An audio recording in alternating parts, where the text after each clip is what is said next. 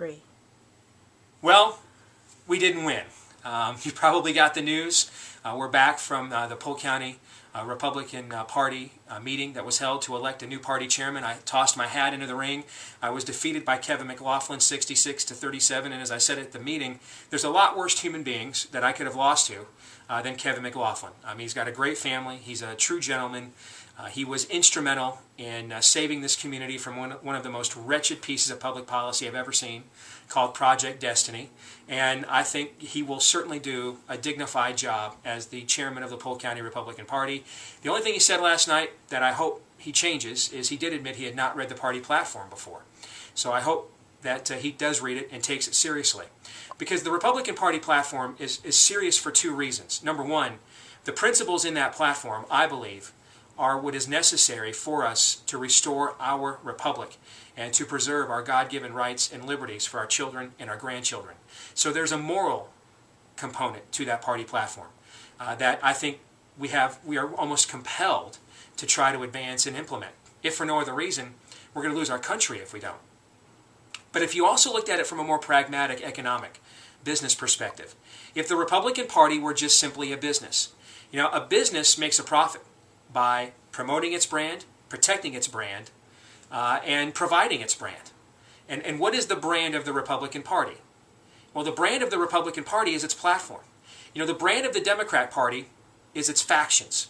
People usually become Democrats because they're a single woman, an unwed mother, because they're black, because they're Hispanic, because they're gay. Usually people have an identity that compels them to become Democrats because they see the Democratic Party as sort of a coalition of the willing of these factions that will reinforce their identity. People become Republicans, however, because they believe in a set of principles and values. And those principles and values are enshrined in that platform.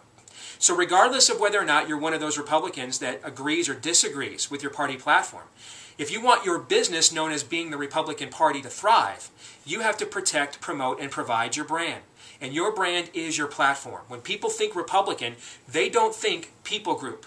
They think issues. That's what you're known for. Low taxes, strong national defense, pro-life, pro-family values. That's what being a Republican, that is your brand. So when you compromise your brand, the first thing you do is you alienate your primary customers, the ones that are the most likely to buy your product, or in the case of a political party, volunteer their time they don't have. Vote for your candidates and be the most enthusiastic in knocking on doors and telling their friends and family members about your candidates. They're your P1s, they're your primary customers. Okay? The first thing you do is you alienate them. And then the second thing you do is you confuse that secondary customer base. And that's where the majority of your customers are. Those are customers that aren't even sure they care about your brand or not.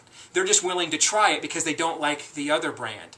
But if you do not protect, provide, and promote your brand, then you're losing reasons for them to try out your product. And they might just say, the devil I know, it's better than the devil I don't. Are there laundry detergents? Do people try 7 or 8 different laundry detergents in their lifetimes? No, they don't. They might try one, maybe they don't really like it. And they try one more, and if they don't really like it, they go back to the one they tried because at least they know what it does. And that's the same thing that happens here with political parties. The Republican Party is hurting itself with independents and others that are not Republicans per se by not promoting, protecting, and providing its brand. When you muddy your brand and don't look anything different than your own competitor, then you give people reasons not to purchase your product. Now, the reason someone like Terry Branstad can be successful muddying the brand is because he has his own brand. He has been successful on his own, and he brilliantly ran on that brand in the last primary. He said his brand is, I can get things done, you like me, and you reelected me 3 different times. That's it. And he kept to that brand, he stuck to that brand, and it was successful for him because he was consistent with promoting, protecting, and providing his brand.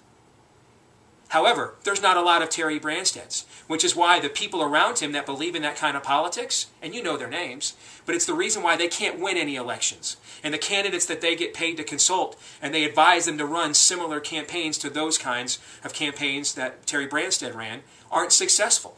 Because they're not known brands on their own. Mitt Romney's not a known brand on his own. John McCain is a known brand on his own, and that brand isn't good. The best brand the Republican Party has is its platform.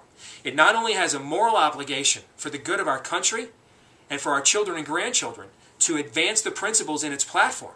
But it also has a fiduciary interest in its own survival in advancing that platform because it's their brand. And that's the message I was trying to get across last night. And I'm very thankful to everybody that voted for me, prayed for me. The list of public officials who put their names on the line publicly to come out and support me. And I know that's not easy because I'm an outspoken individual. So I know it's not easy for people like Drew Ivers and Wes Enos. They're on the Republican State Central Committee and they endorse me. I know it's not easy for people like Matt Schultz, who's a Secretary of State, or State Representative Kim Pearson, or State Senator Kent Sorensen.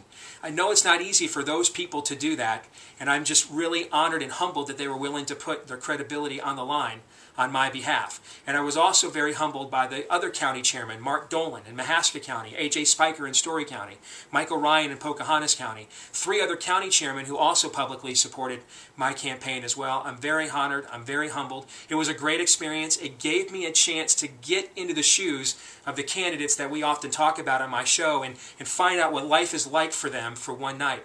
And it also made me ponder that perhaps the best way that I in the future can have the most impact might not necessarily be what I've been doing the last few years. And there have been people that have come to me with offers and promises and attempts to do other things to have an impact beyond what I'm currently doing. And at the time I dismissed them.